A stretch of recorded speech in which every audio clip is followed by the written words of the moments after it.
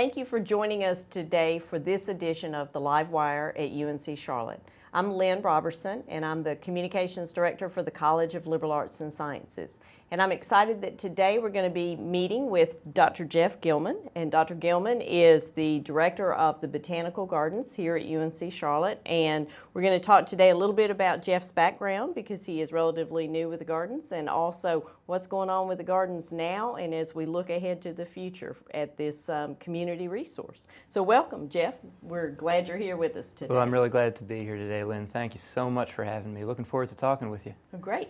So first, let's talk a little bit about you, because you've been here at UNC Charlotte a relatively short time, a matter of a few months. Started 4 or 5 months, yeah. Okay, great. Well, tell us a little bit about you and how you came to be here at UNC Charlotte, a little bit about your background and what you bring here to us. Sure. Well, I've been all over the place. I was actually raised just outside of Philadelphia, actually on a small orchard. Grew apples, peaches. It was a lot of fun. After college, I went to college at Franklin Marshall College. Came down to the University of Georgia, actually, for graduate school. Got a master's in entomology and a PhD in horticulture. Then I went up to Minnesota, where I was a professor for 15 years at the University of Minnesota, specializing in actually urban and consumer horticulture. Ran a nursery up there, 10-acre nursery. And then my wife and I decided it was a little too cold, and we looked for a job in the Southeast, and I actually taught at CPCC for a couple of years in their horticulture program. Then was extremely fortunate that this job opened, and that I managed to get it. So. Well, welcome to UNC Charlotte and the Botanical Gardens here. So your background includes, it's a depth and breadth. I hear a thread through there of consumer engagement. Yes, I do a lot of work with consumers. By consumers, I mean really the public, educating the public about horticulture, about plants in general. It has been a thread. It's been an emphasis of mine throughout my career. I've written 5 books. All of them for the general public. I don't like writing big academic tomes. I like writing for the general public. I'm a contributing editor to Fine Gardening magazine, which was one of the largest gardening magazines in the U.S. And I also do newspaper columns. When I was in Minnesota, I wrote for the Star Tribune for about 4 years, and then I've been writing monthly columns for the Charlotte Observer recently. Okay. Also been on Martha Stewart. So, I mean, that counts, right? That's wonderful, especially when we're thinking about this holiday season and Martha Stewart and the education there, for sure. So in your answer, so many things I want to go into. So I'm going to rewind, and first let's talk about your books. I know you brought a few of your books here today, and what was the very first one that you wrote, and why? How'd that come about? The very first book that I wrote was The Truth About Garden Remedies. In fact, here it is. So. There you go, The Truth About Garden Remedies. I wrote this book because I was irritated. I was upset one day. What happened is that I was watching some gardening advice by we call a garden guru, who was telling people how to use tobacco juice to control insects and mouthwash to control disease. And the truth is, actually, both of those things work, but he's also recommending a lot of other things that didn't work, like beer for plants, beer as a fertilizer, and things like orange peel to control ants, for example. And I knew that a lot of these things didn't work, and yet people were just eating them up.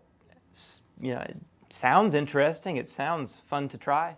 So I started trying them, and I wrote a book about all of my experiments with all these different home remedies for garden issues. So how did you do the experiments? Was this in your own little home garden, your kitchen?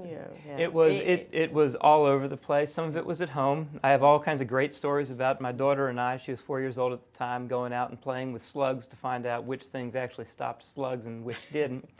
And I had a 10-acre nursery, and I had freedom to do any experiments I wanted to. So you're able to set things up there? Exactly, for larger experiments. Some of those experiments actually turned into large projects, some that we actually published quite a bit of academic research on. So it turned into research projects for the university when you were there? Exactly. Some of them did, some of them didn't.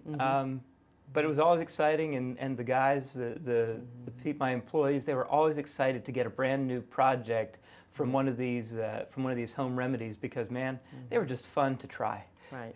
So. And it was sort of the hands-on learning, I guess, for the general public and others at the university where you were. Right. We'd fertilize plants with Coca-Cola or Sprite, and we'd show the public and students, and they'd get a lot out of it because when you see a plant fertilized with Sprite, you don't do it again.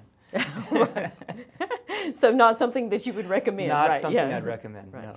So you also mentioned television programs, that kind of thing. So Right. since you've been here, and you mentioned news media as well. Right, I'm also... That's one thing you've been doing since I've you've been been doing, here. I guess it's WCNC, Charlotte Today, about once a month, Mm-hmm. mostly about seasonally relevant topics. Recently was on talking about poinsettias for the Christmas season. Right. But I've also talked a little bit about tree roots, which was actually an area that I concentrated on in Minnesota. That's actually the one research thread that I had throughout my time in Minnesota, was looking at tree root growth. So I spent 15 years looking at tree root growth. Interesting.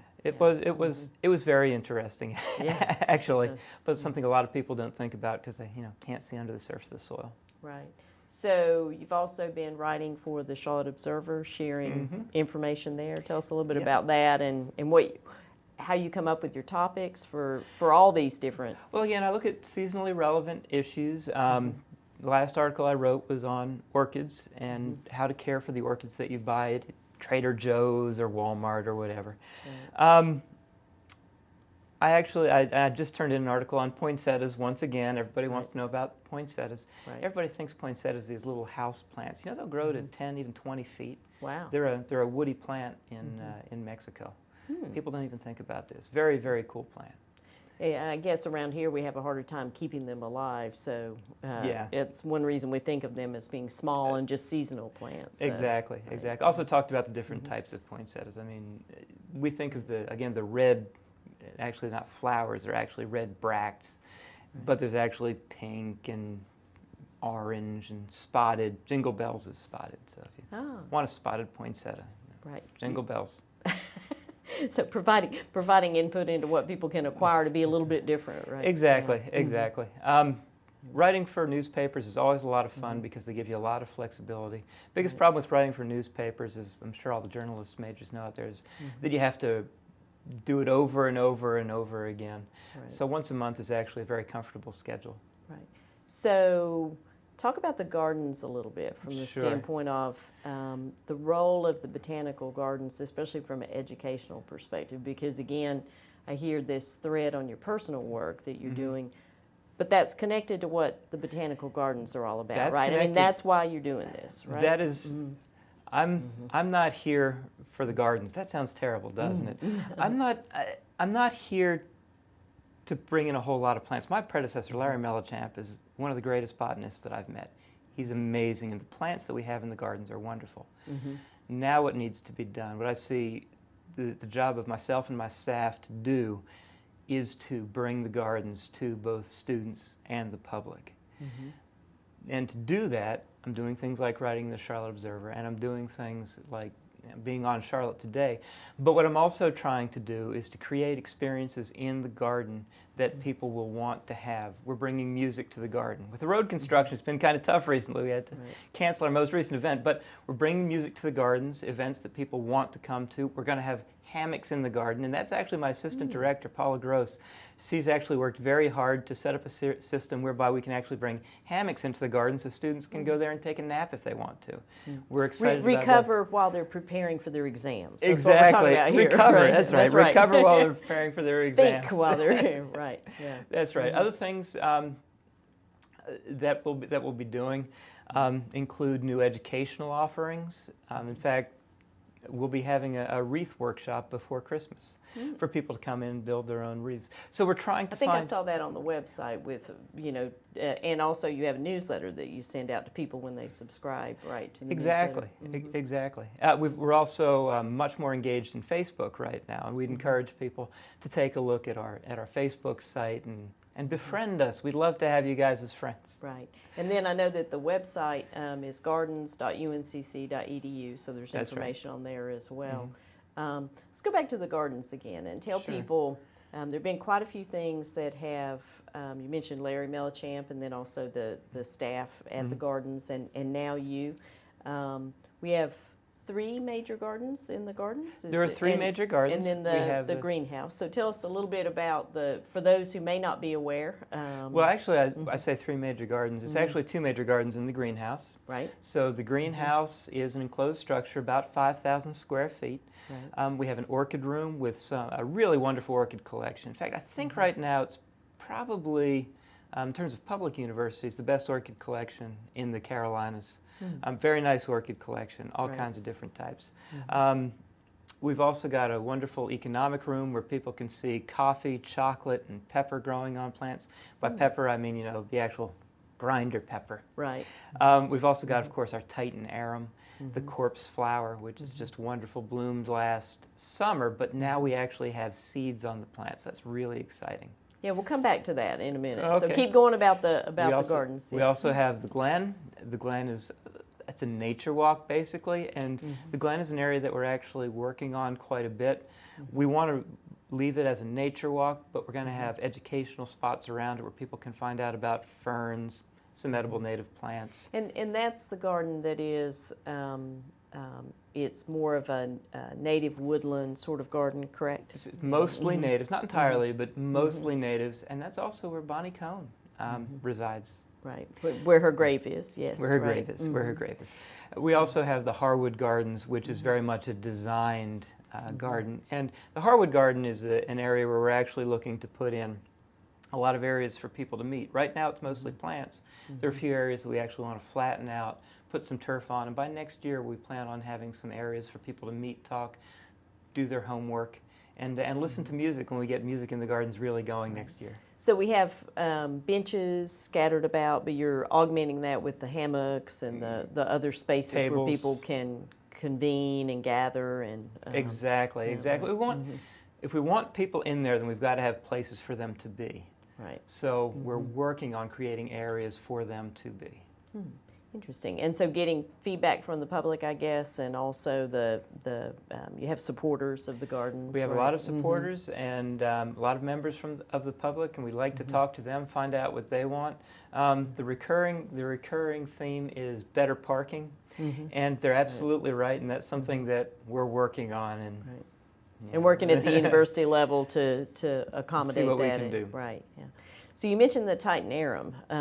That was a big news story, both for our gardens and then also I know Daniel Stowe Botanical Gardens had a Titan arum, ironically, at basically the same time period. And you mentioned the fertilization, so maybe go a little bit more into that. And why does that matter? I mean, why was that important? Okay, so we fertilized corpse flower. Right. Now, in terms of fertilized corpse flowers, that's happened about 20 times in captivity. Right. However, we were able to fertilize with fresh pollen. In other words, we took pollen from Daniel Stowe, the Titan arum at Daniel Stowe, and fertilized our flower at UNC Charlotte Botanical Gardens. This is the first time that a Titan arum has ever been pollinated with fresh pollen, not frozen. So that's actually quite important botanically. So that was really exciting for us to be able to do that. It's going to be more exciting when we get those seeds and grow those new plants. So now it's a waiting game, I understand. It's a to number of find out- months. Right. Yeah, it's a number of months while the seed ripens, while the fruit ripens and the seed ripens. Right. And so things like this are important from a botanical perspective. They also, I guess, are important to raise the awareness of UNC Charlotte's Absolutely. Botanical Gardens. Absolutely. Anything that we can do to have the public see us and appreciate what we're doing here and how we're trying to educate is obviously going to be very important. Per year, we have about 25,000 visitors or so, and ultimately, we'd like to be at the 100,000 level. And we see that as possible. We just need to get the word out about what we're doing, about the special plants that we have. We're also working very hard on interpretation of our collections. What interpretation of our collections means is we actually build posters, signage, so that people understand what they're seeing, so they don't just look at a plant and say, hey, that's a neat plant, so that they look at a plant and know why it's a neat plant and how it fits in with us, with humans. So Paula Gross is actually spearheading that work right now, and if you go to our orchid room right now, we've got a really great poster that talks about all the different types of orchids we have, why they're important, and how they're important to us. So you mentioned students, and you were referencing making the gardens more known among Right. UNC Charlotte students, Right. and I've heard it said to make sure students know they're welcome. That's right. So talk a little bit about that, and then also if you'll talk about students in general, because younger students also come to the botanical gardens. I know when I've visited, I've seen all kinds of children in there, high schoolers, that kind of thing. So talk a little bit about reaching our youth or our young adult population. Absolutely. So do you want me to talk about UNCC? Sure, start with Okay. that, and then we'll talk about the smaller ones. Yeah. Sounds good. Well, we already cooperate with a number of classes, and we're trying to cooperate with more, and that's going reasonably well. If a instructor, professor can bring out 1 or 2 classes a year, just to walk them through the gardens, to have an opportunity to learn in a more pleasant environment than a classroom, then we're more than happy to help with And that. that's not just biological sciences absolutely classes not. or the sciences, right? It's across the. Absolutely, Yeah. and we You can do English in the gardens, You right? can. And this Yeah, past year we had an right. art class out there painting Right. all the different structures in the garden. It was fantastic, just wonderful. Right. The other thing that we're trying to do is to bring in students both as volunteers and to a lesser extent, as funding allows, as student workers. And we've got this really neat program on Fridays where students volunteer and they do Flower Friday, and they actually hand out flowers and give people a 30-second lecture on the flowers that they're handing out. While they're volunteering for us. It's a really neat program. So working on those communication skills in addition to knowledge of the plants. seems Exactly. like. The student gets a lot out of the experience. We're also doing a little bit of work with I'll call it internships. Students doing specific projects for specific reasons. So we've had a chance to work with students from a lot of different areas, and we certainly don't say just biological science students. We want students from everywhere. Right. In terms of educating those younger kids, younger students, we monthly have a budding botanist program where we bring in younger kids and teach them about plants, all kinds of different lectures, or I shouldn't say lectures, these are interactive projects, interactive programs. And there are all kinds of different programs that we do once a month. And those are very hands-on. Those are with very, the, with the young right. kids, they're very, very hands-on. And of course we have, as a botanical garden, we have regular field trips out to our botanical garden so that students can walk around and see how plant life impacts us and the world. Interesting. So let's talk a little bit about the engagement of the broader community from the standpoint of, you mentioned increased programming. You mentioned some of these just now when you were talking about the younger set. And you mentioned the wreath making workshop. How are you and the other staff members looking at, say, this coming year and how you're developing the educational programming? Well, we have a native plant certificate program. What we're doing a lot of is expanding the classes in the Native Plant Certificate program, and we're also, the class for the Native Plant Certificate program, those are mostly longer classes. Those are usually 6 to 9 hours of either classroom or field trip time. What we're looking at now beyond that are some 1- and 2-hour programs, which would be a little faster, obviously a little bit less expensive, that people could come and learn about a specific things. For example, we have a short orchid program that our orchid specialist, John Denty, is going to be doing in the near future. So in other words, could either be a sample, a small taste to see if, so people can determine if they're interested in pursuing the longer periods, or if they just want to learn a little something about a subject. Is that Exactly. some of the philosophy? I think that's exactly it. The shorter classes are more for the homeowner who just wants a taste, wants a little bit. Of course, if we encourage them to enter the certificate program, we're not sad about that. Right. We'd love for them to do that as well.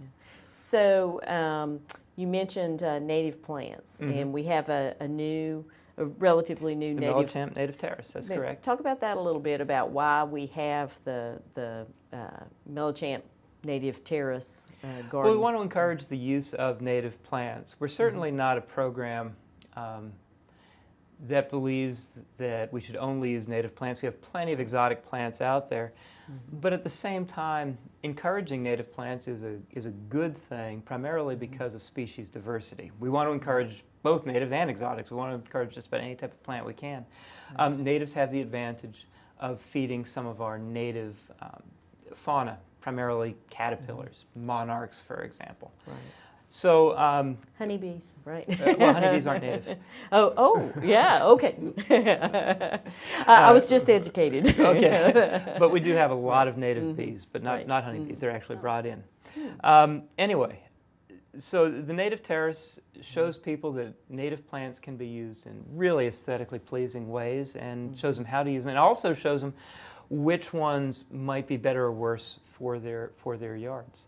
So it's a really neat opportunity for people to come out and see native plants and where they might work in their landscapes at home. So it's basically a demonstration garden? It really is. Yes, that's exactly what it is, a demonstration garden. So does that harken back to your work previously when you were running a nursery and were working in extension? A little bit, yeah. but yeah, extension was, my history is working with the public, and that was the extension part of what I did. Yeah, Right. it very much does. So we talked a little bit about one of your books, and Yeah. then you've written 5. I've written 5. Right. So one of those, I think, was also with another faculty member here That's at correct. UNC Charlotte That was before you came here. So maybe talk about all those books, but also that particular book and how that one came about. Sure, but I've already talked about The Truth About Garden Remedies, and Right. that was simply about these crazy garden remedies and whether they really worked or not. My second book was The Truth About Organic Gardening. I'll show that real quick. And a lot of people think that organic gardening is good, and the truth is that at its heart, organic gardening is wonderful. But there are a lot of practices in organic gardening that aren't necessarily good for the environment. In fact, some can be terrible for the environment. And the analogy that I use is a snake bite good? Well, it's perfectly natural, perfectly organic. How could it not be good? Well, there are a lot of organic things that are done that are actually quite bad, and if we don't realize those, then we think that everything organic's good. The 2 books that I didn't bring with me today, one's called How Trees Die. It's a book about how trees die. It was a really, actually it's my favorite book. It's my poorest seller that I ever wrote, but it was a good book. Right. This is How the Government Got in Your Backyard, and this is the one that I wrote with Eric Heberlig. I'm sorry, Heberlig. I always pronounce his name wrong, which is terrible since we were actually college roommates. Ah.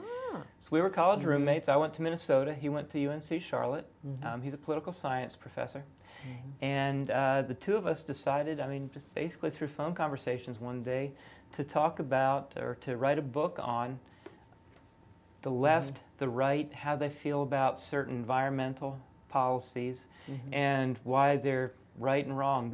We wrote this book to be a balanced look at a lot of the environmental issues today. We talk about everything from global warming and pesticide use to organic gardening and to actually plant patents. And plant patents, by the way, are one of the most fascinating topics, or is one of the most fascinating topics that you can possibly discuss. People don't know anything about plant patents. So plants that are patented. Plants that are patented, right. The Plant Patent Act of 1931. Because you wanted to know that. I could tell by your face. That's you right. wanted to. Academic, for sure. That's Yeah. right.